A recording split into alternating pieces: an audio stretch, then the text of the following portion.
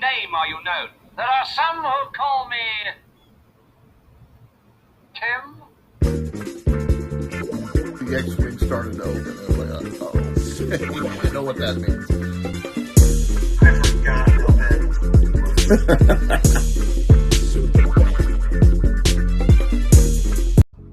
Hello, it is Zach with a podcast named Tim.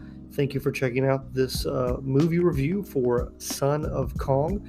Please do like, share, and subscribe to the podcast on whatever audio platform you're using. Of course, leave a rating and review, and follow us on social media, Facebook, Twitter, Instagram, and of course our YouTube channel if you haven't seen it. So we're kind of everywhere. We're making a big push to come back.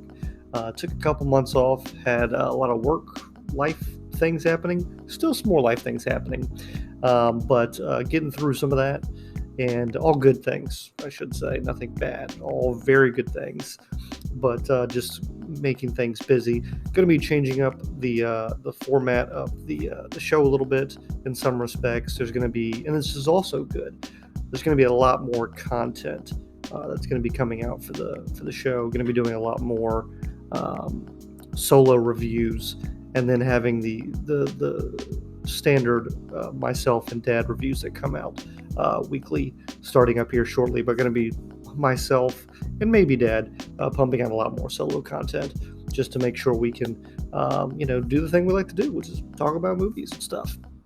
So that's kind of my only little notes before getting into the review of Son of Kong.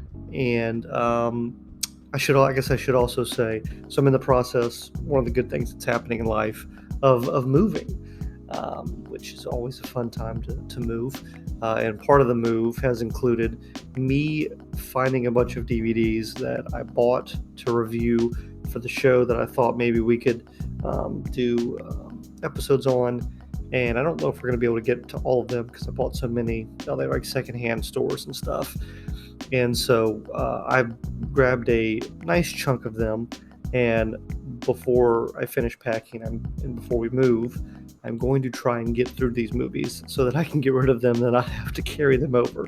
So that's part of the other reason for a lot of the movies coming forward. This Son of Kong I bought in a 2-pack.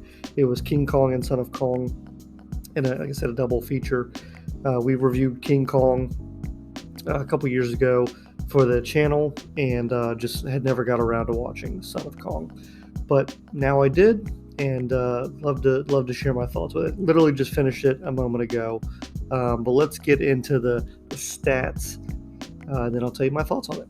So Son of Kong came out in 1933. We will touch on that in a moment. 1 hour and 10-minute runtime, 42% on the tomato meter, 28 from the audience score, and a 5.6 on the on IMDb there.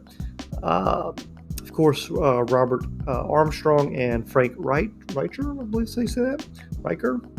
I might be back, but I'm still not going to be able to read or pronounce any names.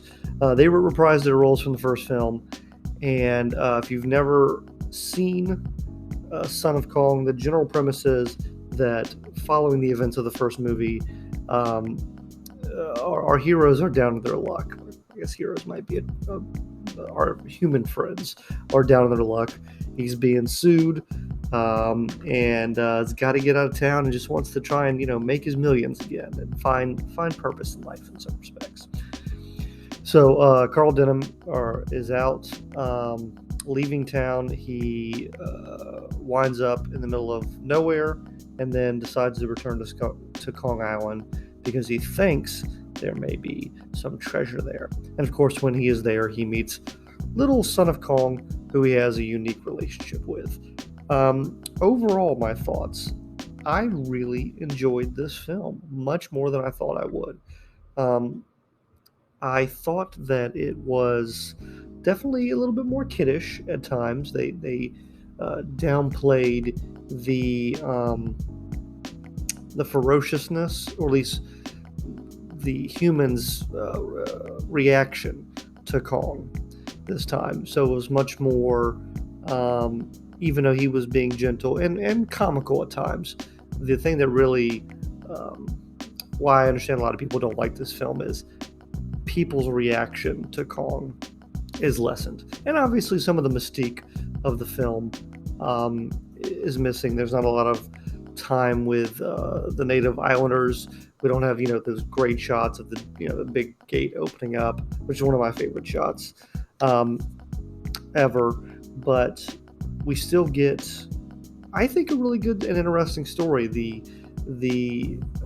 what happens after, you see all these movies, like these superhero movies and everything else, where these cities are destroyed but no one ever talks about what happens afterwards. And so I like that we're getting this man who almost reached the zenith of fame and fortune, who it came crashing down on him, and now he's down on his luck and is on the run, and some, from a bunch of from the law and from people suing him, and just all civil suits and everything. So I enjoyed that continuation of the story. I understand the kiddish concerns, but I think I really enjoyed Son of Kong, the actual son, because I thought there was an interesting bond that he had with Carl Denham and with Hilda. They took care of him, and he still showed his kind-hearted nature. There's a great moment at the end of the film, and spoilers for a film from years ago. There's a great moment where earlier in the film he had hurt his finger, and Carl goes to patch up Kong's finger, and he's wrapping it up in I think their shirt. And then later at the end of the film, when Kong is saving Carl because there's a giant earthquake at the end, and of course the film does have a bunch of fights with giant-sized monsters, which you have to have in these films. But there's a great moment at the end where he's holding him up from the water so that Carl doesn't drown.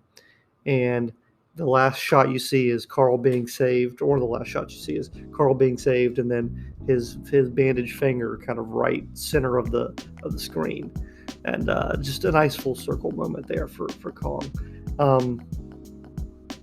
I look, for an hour and 10 minutes.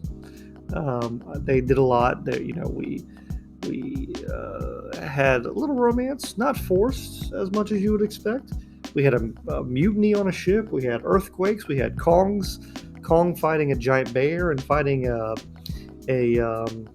dinosaur monster of some sort. We found buried treasure. I mean, what more could you want in a film? I really enjoyed it. Certainly, the animation was not as good. Apparently, the budget was cut in half, and they said get this out in 9 months. They wanted it out for Christmas, which shows you just how popular the original Kong was. I mean, if you have a hard time putting it into context, they said make a sequel to this immediately because we need to make more money. So I thought this was great, and I would actually really recommend it to people. I understand why it would do poorly, and I understand why people wouldn't like it as much. But for me, I think it makes a great double feature. And I'm glad I bought that DVD case with both of them in it, because I kind of wish I would have watched them back to back. But definitely go watch Son of Kong. I think it is worth your time. The animation, the claymation, stop motion isn't as great, but there's a fun, interesting story, and one that I'd actually like to see remade. Whenever we do remakes of Kong, it's always the first story. I think, given modern storytelling and pacing and having a more serious bent to this, you can actually do the plot line of Son of Kong much better in a future film. And so I'd like to see someone touch on that. But that's my thoughts on this film. Go check it out. I gave it a 7 out of 10, which, if on my rating system, 7 is a movie you should watch once in your life. So definitely go check it out, and thank you for checking out this video. More to come. If you have other of the Kong films that you'd like us to review or check out, or if you have your thoughts on this film, let me know in the comments below. See you next time here on a podcast named Tim.